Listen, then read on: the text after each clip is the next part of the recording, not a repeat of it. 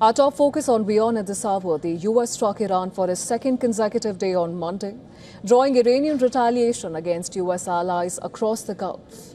The escalation comes as Washington and Tehran remain locked in a standoff over the strategic Strait of Hormuz. Now, Iran's Revolutionary Guards have declared the waterway closed. The US military, however, insists that shipping is flowing and says Iran does not control the strait. Iranian attacks on shipping in the Strait of Hormuz earlier this week triggered the latest round of fighting. Along with sharply escalating rhetoric, the US military says its campaign is aimed at degrading Iran's ability to target civilian mariners and commercial shipping. US Central Command has targeted Iranian air defense systems, coastal radar sites, missile and drone capabilities, as well as fast attack boats. On Monday, the US military introduced a new element to the campaign, which is one-way attack sea drones, which were used for the very first time alongside fighter aircraft naval vessels, and one-way attack aerial drones.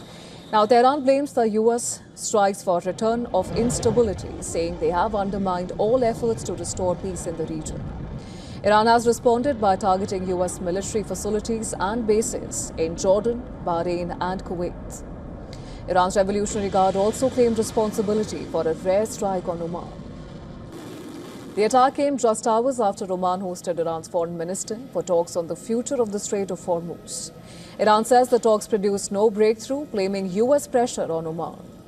Tehran has been pushing for a joint system with Oman to impose fees on the ships which are transiting the strait. The US says its strikes are designed to weaken Iran's grip on the waterway, but the outcome remains uncertain. Rather than relying on a conventional naval blockade, Iran employs a low-cost, decentralized strategy. That includes mobile shore-to-ship missiles, fast attack boats, sea mines, electronic warfare, and attacks on nearby oil infrastructure or Western assets in Gulf states to raise the cost of conflict. Now, the bigger challenge may be confidence, even if the US military destroys significant Iranian capabilities and insists the strait remains open. Commercial shipping companies may still refuse to transit the waterway. For Iran, control of the Strait of Hormuz has become its most powerful leverage. An advisor to Iran's supreme leader said on Sunday that control of the strait was more valuable than dozens of atomic bombs.